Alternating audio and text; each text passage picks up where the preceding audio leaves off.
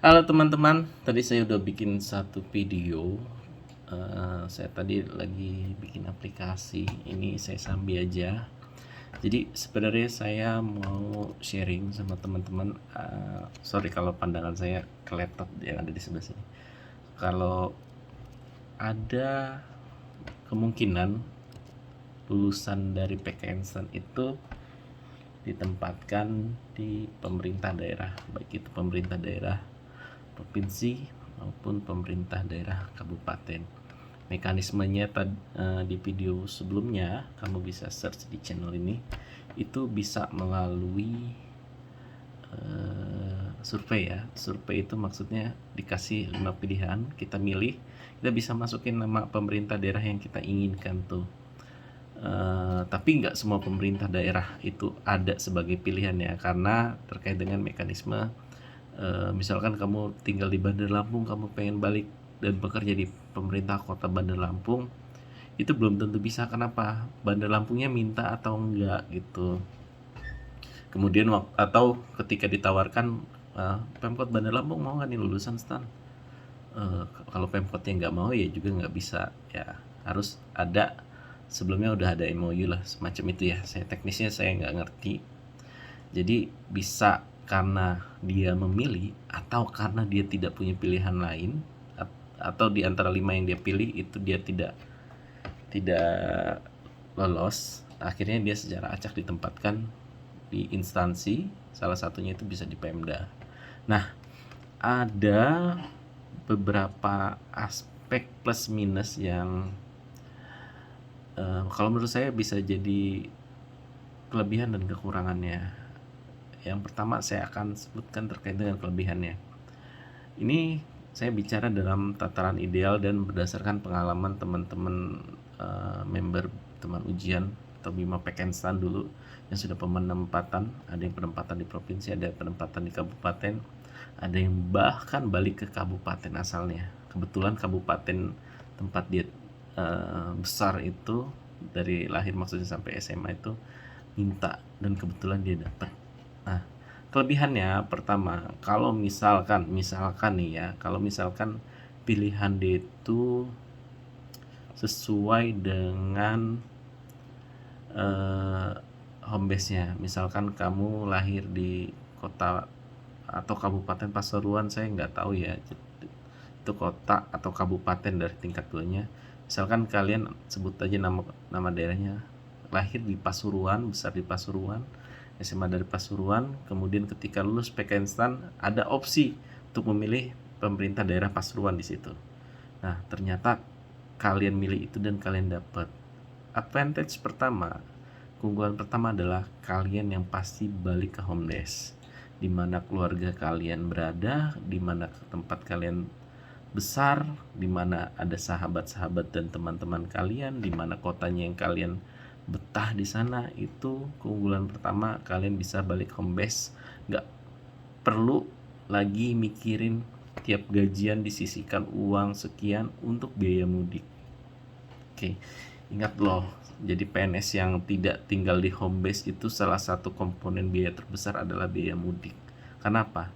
Karena biaya mudik itu paling juga dapat disisihkan itu dari gaji THR ya, namanya gaji 14 itu. Nah, gaji 14 itu kan sebenarnya tambahan penghasilan. Tapi kalau kalian mudik, nggak tinggal di home base, itu ya percuma aja dapat THR atau gaji ke-14, karena tiket pun udah mahal. Apalagi yang teman-teman yang kerja dia di beda pulau, home base-nya di mana, itu kan paling tidak untuk mudik itu kalau nggak jalur laut ya jalur udara. Sedangkan pada saat hari-hari besar tiket itu mahal sekali teman-teman, apalagi udah yang berkeluarga, dia harus menanggung suami atau istrinya atau juga anaknya. Jadi advantage pertama, keunggulan pertama teman-teman lulusan STAN yang ditempatkan di home base adalah dia dekat dengan keluarga. Ini khususnya yang di Pemda ya, saya bicaranya konteksnya Pemda. Terus yang kedua, kedepannya kebijakan rekrutmen ASN ini kan terbagi dari terbagi menjadi dua. Yang pertama itu PNS, dan yang kedua itu P3K. Nah, lulusan PK instan ini dan juga lulusan sekolah kedinasan lain ini saat ini punya keunggulan. Kenapa? Karena lulusannya statusnya PNS. Sedangkan untuk rekrutmen PNS itu saat ini sudah dibatasi. Jadi untuk tenaga-tenaga teknis dan lain-lain itu ya bisa diisi oleh golongan P3K, ya P3K. Kalau untuk jabatan-jabatan strategis itu bisa diisi oleh PNS. Kenapa dibedakan seperti itu? Ya saya secara teknis saya kurang menguasai. Yang pasti bedanya adalah PNS itu jabatan karir. Kalian misalkan kalau disuruh milih nih P3 atau PNS, ya pasti milih PNS. Kenapa? Karena P3K itu kontrak paling lama 5 tahun, kemudian dievaluasi. Kalau misalkan pemerintah daerah atau pemerintah pusat, kementerian, lembaga dan lain-lain itu menilai kinerjanya tidak baik, maka ya nggak bakal juga diperpanjang seperti itu teman-teman. Jadi keunggulan yang kedua adalah ketika dia masuk, walaupun dari awal misalkan lulusan D3 itu mulai dari golongan 2C, yang pasti jalur dia jalur karir. Karena kenapa dia kesempatan menjadi pejabatnya terbuka lebar? Karena makin lama jumlah PNS itu makin mengerucut, dan juga PNS-PNS senior baik itu yang jadi menduduki jabatan tertentu, dia itu bakalan pensiun teman-teman. Nah, ketika pensiun siapa yang akan menggantikan? Ya teman-teman yang masih muda ini melalui jalur karirnya. Jadi ketika karirnya lancar, nanti dia punya kesempatan untuk melanjutkan karir. Jadi keunggulan kedua adalah positioningnya. Jadi ketika dia masuk berkarir di pemerintah daerah, dia menduduki posisi jabatan PNS yang juga dapat pensiun teman-teman. Nah, kemudian kalau saya pikir-pikir sih keunggulannya yang bisa saya terima oleh pemikiran saya itu dua. Nah, sekarang kita akan bahas terkait dengan kelemahannya apa penempatan di Pemda. Yang pertama adalah tidak semua Pemda itu punya kemampuan finansial yang baik di APBD-nya ya, untuk memberikan kesejahteraan yang setara dibandingkan dengan instansi pemerintah pusat atau lembaga negara. Kita sebut saja misalkan tukin tertinggi itu ada di Kementerian Keuangan, dan nggak banyak yang tahu kalau di Setnek sama Setkap juga itu udah 100%. Kemudian kalau lembaga lain itu seperti BPK, kemudian PPATK itu punya grade tukin yang lebih tinggi, bahkan bisa juga ditempatkan di KPK. Nah, permasalahan di pemerintah daerah itu tidak semua pemerintah daerah punya kemampuan finansial yang sama untuk memberikan kesejahteraan melalui pemberian tunjangan namanya TPP. Saya lupa TPP itu, tambahan penghasilan pegawai kalau nggak salah. TPP yang sepadan dengan teman-teman yang ada di instansi pemerintah pusat. Walaupun di pemerintah pusat itu grade remunerasinya atau tunjangan kinerja itu bervariasi. Ada yang 100%, ada yang 80%, ada yang 70%. Di bawah itu sekitar berapa sih? 55% apa? Saya lupa yang di grade bawah. Nah, seperti itu. Yang pertama penghasilan. Terus yang kedua terkait dengan kalau misalkan pilihan itu tidak sesuai dengan keinginan teman-teman, tentunya itu bakal menjadi sebuah keputusan besar di kehidupan teman-teman. Contohnya gini, misalkan teman-teman itu asalnya di Pulau Jawa, saya sebut aja kotanya misalkan di kota Semarang. Teman-teman berharap banget nih bisa kembali penempatan di misalkan di Pemda Semarang atau di Pemda Jawa Tengah ya. Kan sama-sama di Semarang itu. Kalau detailnya saya kurang tahu. Jadi kalau misalkan kamu orang Semarang, ternyata kamu mau memilih balik ke Semarang tidak bisa. Nah, kemungkinan kamu ditempatkan di lembaga negara, kementerian lembaga, atau di pemerintah daerah. Kalau misalkan kamu ditempatkan di Sulawesi, tentunya kamu mulai dari CPNS sampai dengan pensiun nanti, status kamu adalah status pegawai daerah, misalkan di kabupaten, di salah satu kabupaten di Pulau Sulawesi atau di kotanya lah, seperti itu. Jadi kemungkinan kalian untuk balik ke Semarang itu kemungkinan ya bisa, tapi prosedurnya sangat panjang dan belum tentu disetujui, karena misalkan dari Sulawesi pindah ke Semarang, itu mekanismenya yang di Sulawesi itu harus melepas kalau mau ya, kemudian yang di Pemda yang tujuan itu harus nerima.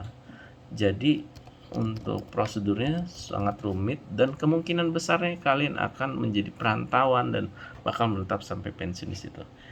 Pikirkanlah untuk berkeluarga di sana. Oh, ini agak bagus kayak gini. Berkeluarga di sana, punya keluarga di sana, atau punya, misalkan kamu punya pacar, nikah, harus kamu boyong ke sana. Atau pilihan lainnya ya resign. Jadi gak enaknya itu ketika tidak sesuai dengan pilihan. Selain gap masalah penghasilan antar Pemda pun bisa beda-beda. Dalam satu provinsi itu Kabupaten A ternyata tinggi banget, Kabupaten B malah hanya OPD tertentu yang dapat. Nah, seperti itu. Kemudian faktor ketiga, ini faktor yang menjadi faktor dominan yang menjadi ciri khas pemerintah daerah. Jadi pemerintah daerah itu teman-teman, untuk jabatan tertentu yang strategis itu kental nuansa politiknya. Kenapa? Karena kepala daerah itu dipilih secara demokratis oleh rakyat di daerah itu. Nah, pada sudah jadi rahasia umum ya, tapi saya nggak sebutin daerahnya di mana. Kebanyakan untuk jabatan-jabatan di pemerintah daerah itu kental dengan nuansa politiknya teman-teman. Jadi kalau teman-teman tidak bisa mengikuti arus politiknya, kemungkinan teman-teman bisa terbuang. Bisa terbuang maksudnya ketika gelaran pilkada nih teman-teman. Ketika gelaran pilkada, kamu harus berpihak. Karena yang pasti kalau misalkan posisi kamu bagus, ada orang yang mau menggantikan kamu di posisi itu. Kalau misalkan kamu tidak berpolitik pun, kamu bakal kena dampaknya nanti. Pasti bakal ada orang yang mau menggantikan tempat kamu di tempat-tempat yang enak itu teman-teman. Jadi kalau misalkan nanti kerasanya ketika sudah menjadi pejabat, banyak pejabat itu yang non-job, tidak diberikan jabatan hanya karena dia tidak mendukung bupati terpilih. Karena yang pasti bupati atau wali kota yang terpilih ini kan dia punya donatur atau pendukung lah bahasa halusnya. Pendukung-pendukung yang tentu saja itu sifatnya transaksional. Kita bicaranya PNS atau ASN atau P3K itu kan tidak boleh berpolitik.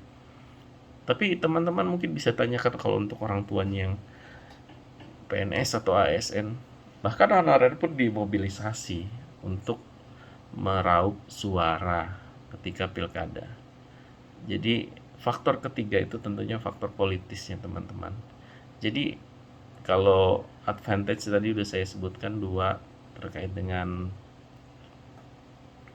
home base, kemudian nggak pindah-pindah juga teman-teman, praktis, nggak perlu mudik, nggak perlu keluar biaya. Kemudian hal yang perlu diperhatikan adalah kemungkinan teman-teman itu mendapatkan penghasilan yang tidak sama dengan teman-teman. Misalkan nanti kamu kuliah di STAN, amin, kemudian ditempatkan di pemerintah daerah, kemungkinan teman kamu gajinya lebih besar, dan itu berlakunya sampai dengan pensiun loh. Kecuali ada hal-hal yang sifatnya luar biasa sampai pemerintahan kita ini terjadi revolusi atau reformasi jilid kedua. Nah, yang terakhir adalah faktor politik. Banyak orang yang tidak bisa mengikuti politik di pemerintahan daerah. Kalau mau cari buktinya silakan teman-teman googling sendiri. Jadi untuk kesempatan kali ini saya sambil ini lagi terbitin aplikasi nih. Ini yang SKD Poltekip Pemasyarakatan. Jadi nanti jadi sipir. Jadi saya sambil ngerjain aplikasi, makanya pandangan mata saya kadang nggak ke kamera ya teman-teman. Ini saya taruh di depan laptop. Untuk video kali ini sekian yang bisa saya curahkan, yang bisa saya sharing ke teman-teman. Mungkin kalau ada yang kurang nanti bisa saya bikin video tambahannya, atau ada teman-teman punya informasi lain yang melengkapi informasi sharing ini, saya welcome. Jadi untuk video saat ini saya akhiri, sampai jumpa di video selanjutnya. See you.